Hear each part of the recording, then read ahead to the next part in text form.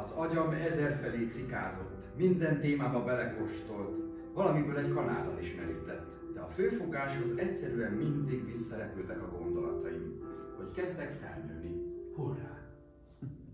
Ültünk össze a két élőben mondott felvételről, és azt, hát lehet, hogy sokan tudják is, tudjátok, hogy a saját zenéjét játsz, ezt 10-12 éves kora között írta, tehát 11 és 2 hét. Igaz, akkor írta. És az volt a tervünk, hogy én mindenféleket felolvasok, amit a menedzsere Judit összeírt, de a Növényi Norberttel találkoztam, nem tudom, mindenki ismeri, a fiatalabbak lehet, nem ismeritek Növényi Norbert. Növényi Norbert most már nyugdíjas 65 éves bácsi, de nem vitatkozunk vele, mert 4 küzdősportban is olimpiai bajnok és világbajnok volt, tehát a birkózás, kickbox, ketrecharc, és van valami földharc abba. És ő összetörte a telefonomat, de őt nem szittam le ezért, mert úgy gondoltam, hogy oké, pedig már nyugdíjas, és még így is. Tehát az egyetlen, azért kellett, mert ebben van a szöveg, amit mondok, azért mondtam ezt az érdekes történetet Növényi Norbertről, mert hogy ez megvan nekem 8 éve, az iPhone 7-es szabad, még dobjam ki. Jó, tehát megvan 8 éve, és senki nem tudta betörni, pedig nincs rajta a védőfólia, csak a 65 éves Növényi Norbi bácsi, úgyhogy ha látjátok, fussatok el, még ennyit bevezető készen, lassan köszönjük Rolinát, ha még nem látjuk volna ma. Bizonyára mindenki tudja, azért jöttünk ide, hogy a Felcsillanás című regénye megjelent, a Minerva kiadó gondozásában, úgyhogy hát köszönjük nagy tapsol a kiadót Dési Pétert. Ez egyáltalán az iskola, ahol most éppen vagyunk, ez Dorina egykori iskolája, és már másodjára kerül megrendezésre a zongorák, igaz? Egyszerre írtál a zongorák és könyvet. Ez nagy dolgok ezek. Szóval, igen, például ahhoz a regényhez is ő komponált dallamokat, hogy a zongorán CD mellékletként meg is jelentek ezek a zenék. Ó, te figyelj, nyomod ezeket a porszeri kifejezéseket, a dobom el a agyamat. De azt akkor megkérdezem tisztelettel, hogy te most a legfiatalabb magyar íróhőnek számítasz, zongoráztál. Piszpakkus, tehát munka sikereket kívánok. A könyvírás teljesen magától jött, nem szándékosan kezdtem el írni. Először ilyen kisebb kéziratokat ragaszkodtam, díszítettem ki. A Kanga Kengit pedig később számítógépre kezdett. Kanga Kengiről szól, egy átlagos kengururól, aki ilyen bonyodalmakon megy keresztül. Úgy került a megészítünk egy főfüzetre, mert ugye jártam kell, mert a magyar tanár, néha csak úgy szórja az egyeseket, és később döbben rá, hogy egy különleges napló tulajdonosa, minden kívánsága teljesül, akármit beleid, és azt kívánja, hogy csak ötöseket kapjon. És Kazimezsőn 1 órán földrajzból 5 egyest kapott, mert mindent otthon hagyott. Tehát atlasz nincs, 1-es, munkafüzet nincs, 1-es, könyv nincs, 1-es, lecke sincs, 1-es, majd lefeleltette, és 1-es. Úgyhogy Kazimezsőn, hát csak átadom neked még motivum esetleg a Kenguru kalandjai és az 5-1-es címmel. De az osztálytársai így elfordulnak tőle. Hát utálják, hát egy ilyen stréber, ugyan. Persze. Ugye a könyv egyik mondani valója a barátság, ezért ő meg akar szabadulni a naplótól, de az nem egy könnyen. Egyedül keringett, ahogyan most én is. Látod, egy kicsit magamból indultam ki, mert még a másik iskolámban nem nagyon kedveltek, de próbáltam egy olyan történetet, ami nem rólam szól, hanem egy kengururól, akit nem kedvelnek, és így kitöltöm. 4 éven kezdtem el zongorázni, és amíg megkaptam a zongorát, már így az első hónapokban saját dalokat komponáltam. Van egy ütem így a fejemben, és azt próbálom így zongorán kijátszani.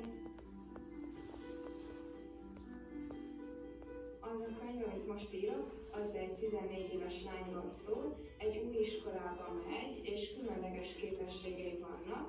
Már a 273. oldalon járok. Tornából a forgárc, az ilyen előre búgni róla kézzel, azt nagyon szeretem, meg az alában a nullakezes szigettyűjék. Jártam rajzra is régen, ezt nagyon szeretem, mert szeretem így a színeket így összekeverni, meg hát grafikázni szeretek. Sziasztok! Például Monika vagyok, innen az Új Iskolában. Ma Fehérvári Lulinával fogok beszélgetni, hogy képzeljétek el, milyen fantasztikus teljesítményt mutatott föl a napokban. 11-12 éves korában írt egy könyvet egy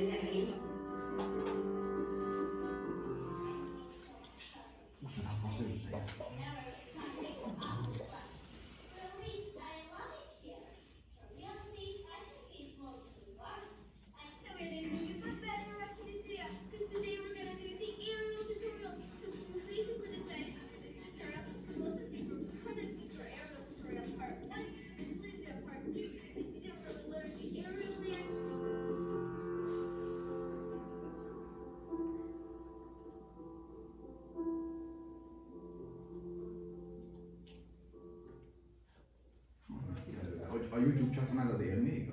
Hát, már egy ideje nem raktunk fel videókat, de bármikor lehet még folytatni.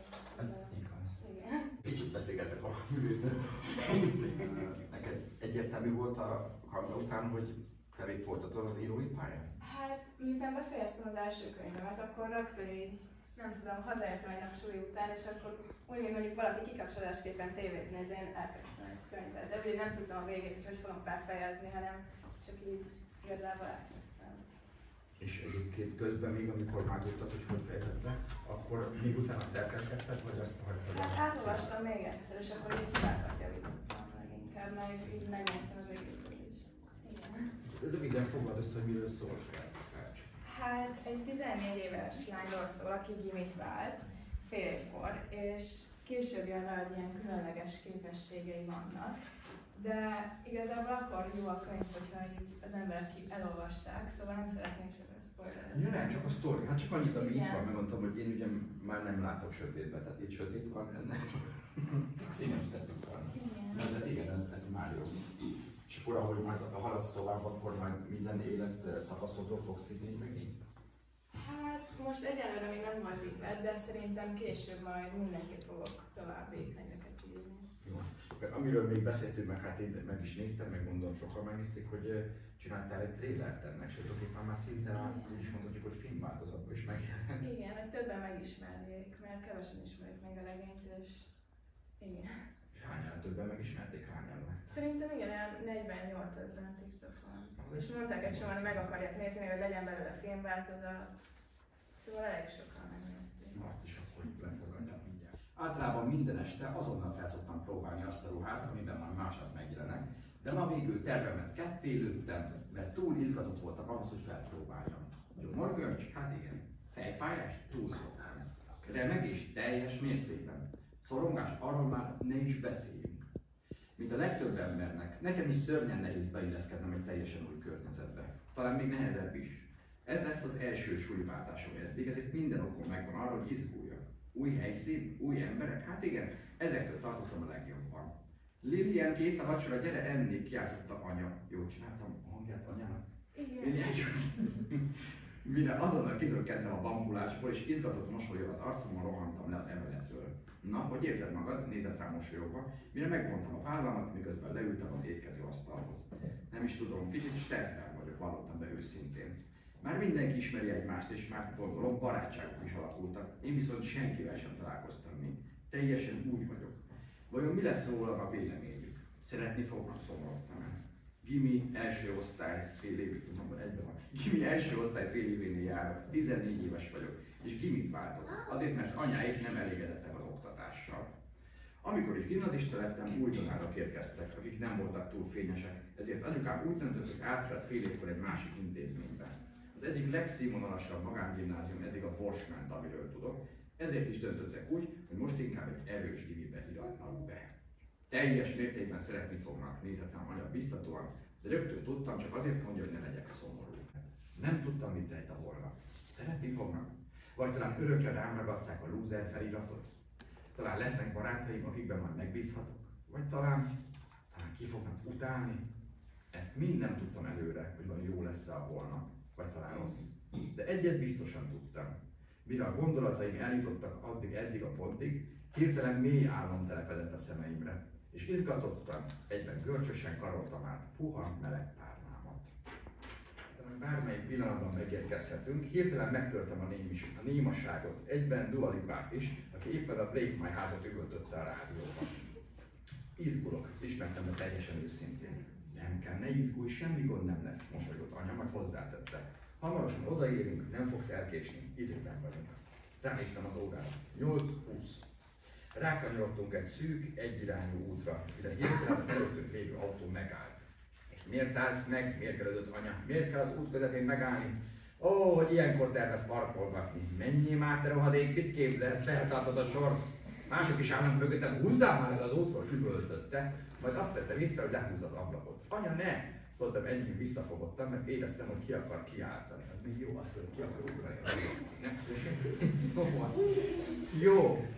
Most kezdjél még lassabban beparkolni. Ja, hogy be se férsz, mit tartott fel a sort, öregem, már ne érek rá egész nap, dobolt a kormányon. Majd észrevettük, hogy az előttünk lévő piros kocsi mégsem parkolva a kiszemelt helyre, mert szép lassan elindul, így egy kereszteződéshez értünk.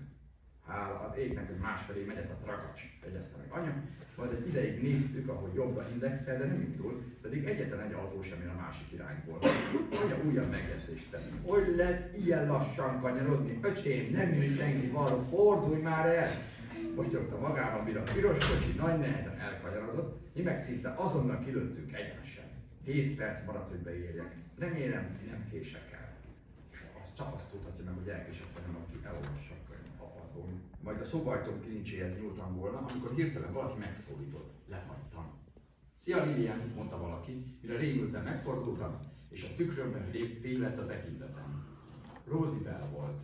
A 7 éves kislány szakadt, tépet ruhában játszott a félkész babájával, miközben öreges hangjával engem ijeszgetett. Döbbenten bámultam minden egyes mozdulatát. Van fogalmad arról, hogy mennyire deprimál ez a környezet? Nézettem rekettes hangot. Hogy mit, esély? Kérdeztem vissza ösztönösen. Tegnap tettél nekem egy ígéretet? Felelte halkan, de magában mosolygott. Nem tetszett a mosolya. Ígéreted? Kérdezte vissza meglepődve. Igen. Azt mondtad, hogy visszahozol az életbe, tette hozzá, majd elővette egy tűt a levegőből, amivel a frászt hozta rám, majd belemélyítette a babájába, és elkezdte tovább varni. Persze, hogy segítek, de mit kell csinálnom? Kérdeztem néha megremegő hangon, mire vicsorogva felém nézett. Látod azt a szekrényt ott? Kérdezte, mire elkaptam a tekintetem a tükörről, és a szekrényre pillantottam. Igen, láttam, persze láttam. Némán bólintottam. Rendben, nyisd ki, parancsolta, így pedig követtem az utasítását. Húzd el a ruhákat, hogy lásd a szekrény hátulját. Parancsolta a fekete lány, én pedig azonnal megpillantottam egy kis, fekete X-et. Lefagytam. Nem tudtam mire vélni. Jól van, mosolygott ördögien. Nyomd be az X-et, és várd meg, mi történik. Mindent úgy csináltam, ahogy mondta. Benyomtam. Hirtelen a szekrény hátsó falán egy kör alakú lyuk keletkezett, ami egy barlang vagy alagútszerűségbe vezetett. Köpni nyelni nem tudtam, annyira meglepődtem. Hogy mi? Ez mikor került oda? Menj be rajta! Látni fogsz egy zenedobozt. Édesanyámé volt. Ha megszerzed varázslat, folyton újra élni fogok. Mondta, mire összehúztam a szemeimet. Varázslat? Miféle varázslat? Én nem hiszem ezt el. Feleltem makacskodva, mire vihogni kezdett. Félelmetes kacaj volt. Kiránzott tőle a hideg. Most éppen egy szellemmel beszélsz, ez nem tűnik elég magyarázattal? Kérdezte. Igaz. Vettem egy nagy levegőt, mert tudtam, mi vár rám. Ide bújt el, amikor a szüleit elvitték. És most nekem kell bevennem oda. Miért? Lehet, hogy magamságnak hangzik, de én éppen egy kislány életét próbáltam megmenteni. Nem tudom. Furcsáltam az egész szituációt, de végül megbíztam benne. Segítőkész embernek születtem, segítenem kellett neki. Az élet túl rövid ahhoz, hogy minden lehetőséget elszalasszom. It's terribly difficult for me to fit in. Maybe even harder. This is my first ever change of school. I have every reason to be excited. Stomach cramps? Oh well. Anxiety? Let's not even talk about it. Usually every night I try on the clothes that I will wear the next day. Where is the clothes I'm going to wear for tomorrow? In the end, I changed my plans. She's the new classmate. She's Willa, the girlfriend of the hottest guy in the school. Why did you come from that school? My parents were really satisfied with the education. And they are the most popular girls in the school. Tanya, she trusts most of the boys. And his is Chris, the hottest guy in the school. Hannah, she always dresses according to the latest fashion. And this would be me. Tesla's age 20 years ago was 1/6 of his father's age that time. That's so how old is your father? That's me.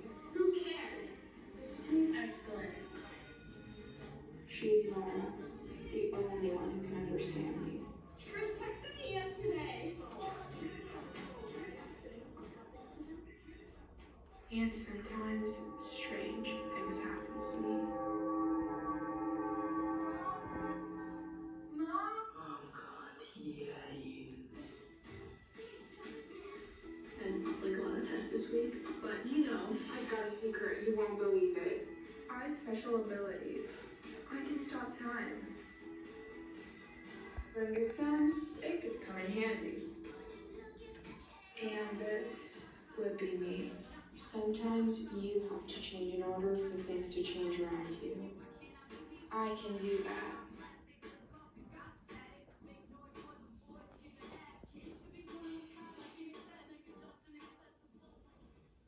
That's Leanne's place. I don't know Leanne.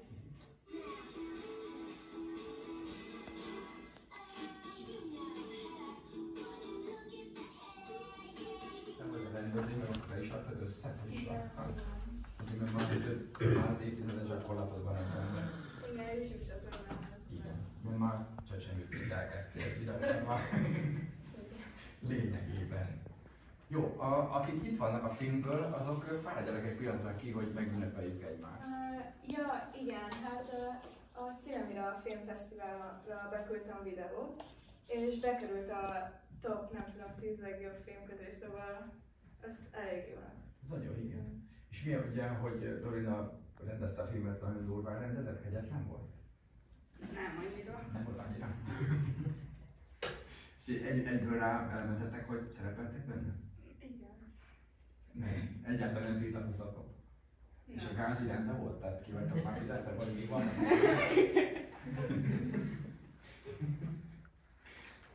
Jó.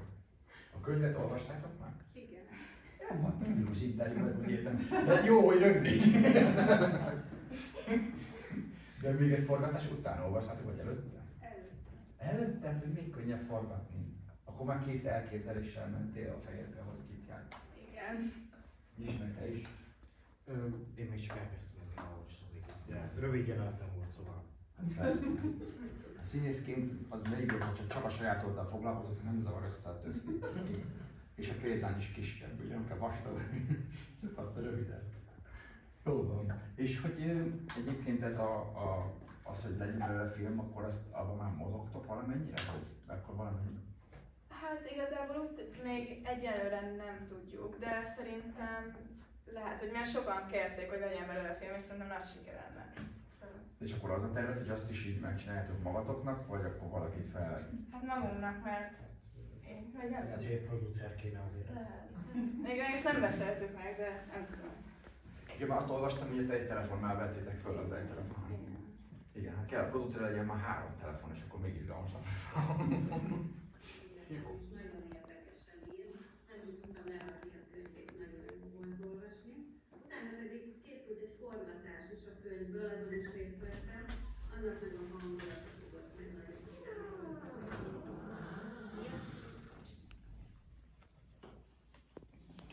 Sziasztok, én Ági vagyok, és én alapítottam Hannát. Nagyon jó volt szerepelni, rengeteg élményt szereztem a tanárokkal is, nagyon jó volt a forgatás, és annyira jó volt, hogy Jorinával egy jó kapcsolatban is vagyunk, mint barátok, és annyira jó volt olvasni a könyvét. Én amúgy teljesen meg voltam lepődve, hogy ilyen jó könyvet lehetett írni 12-13 évesen, és nagyon várom a folytatást már. Tudjuk a vallomásokat hasonlítani, hogy igazat mondhatok el. Milyen hangulatban telt a forgatás?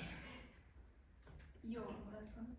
Várjál. Jó, de Lorinak egyetlen rendező volt? Vagy... Kegyetlen. Na, tudtam, hogy van valami titok. Borzasztó, kibírhatatlan, nem is tudom, hogy volt. Nem, amúgy jó volt, amúgy nagyon jó volt. Nem tudom, hogy mit rakjak hozzá. Nem, jól csinálod, ez te minden jó volt eddig is szerintem. Igen, nagyon jó hangulat volt, és eleve szeretek színészkedni, meg ilyeneket csinálni, szóval jó volt Floridában. Hát nagyon örülök, akkor várjuk a következőt, vagy a teljes filmet. Abban is akkor vállalod akkor, hát a szeretsz színészni. A többiektől is kérdeztem, hogy egyből elvállalták el, de gondolom akkor te. Ja, mindegyikre jól, igen. Olyan jó kérdések nem fel, hogy még benne van a vár. Köszönjük szépen! Téged is még egyszer mutatjuk. Akkor az a dolga, hogy üljön és hallgasson. Odáig van egy kis munka, de hát utána már semmi. Annyira két gondolatot tudok elmondani. Az egyik az, hogy amikor az első könyvével a Lorina és az anyukája megjelent nálunk, akkor szoktuk, hát jó, tényleg jó ez a könyv, adjuk ki, aztán majd meglátjuk, mi lesz. Hát nem kiadói titok, csak úgy általában mondhatom azt, hogy hát egy könyvet mindenki meg tud írni. Tehát az körülbelül egy ember életében egy könyv van, aztán majd megírja, vagy nem írja. A második könyv, amikor jött az anyukája, a Lorina, akkor azért az meg kicsit elgondolkodtatott, mert a második könyv a legnehezebb. A harmadikat, negyediket nem azért mondom, hanem ahogy gondolod majd, hát azért az már viszonylag könnyebb. Nagyon érdekes dolog az, hogy legalábbis én szerintem, de vannak itt felnőttek is és szülők is, úgyhogy nyugodtan mondhatom. Látszólag ez a könyv, most a másodikról beszélek, ez nem gyerek már a Lorina, tehát félig még egy kicsikét még gyerek, de már azért inkább felnőtt. Lassan már felnőtt lesz. Meg hát mindenki, aki itt a szereplők között is.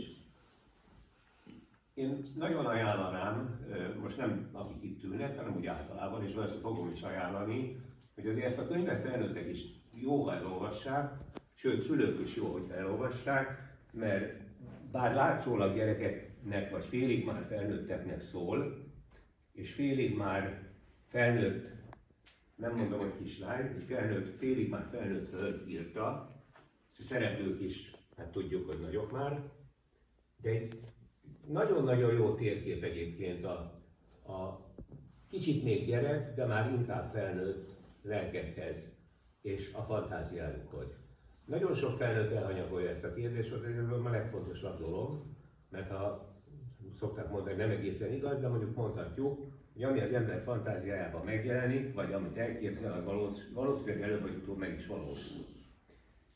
Nagyon kevés szülő életre, vagy hát talán a pedagógusokat is belevonhatnám, azzal a lehetőséggel, ami a gyereknek a fantáziájában van, következésképpen a gyerekeknek, vagy félig gyerekeknek és már majdnem felnőtteknek a lelkében van.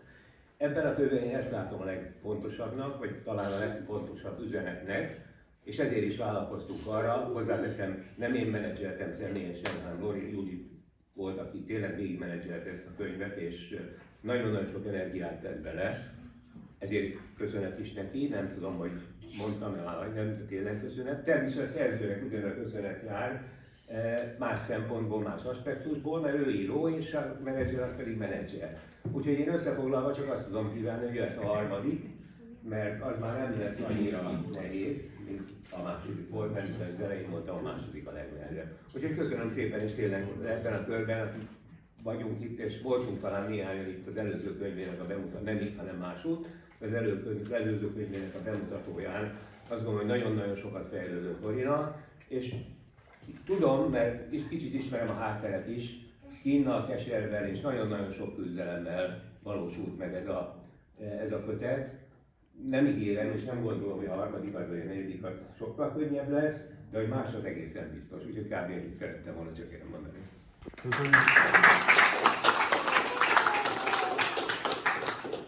Hogy hívjuk? Úti könyv, hogy valahol itt van a megoldás. Na, szóval, azt rögtön tudsz írni. De jó, tehát akkor még egyszer köszönjük nektek, hogy eljött, akkor nézzük meg, ahogy zongorázik. Lorina, és akkor utána jó étvágyat, illetve Lorina dedikál. Kapcsoljuk.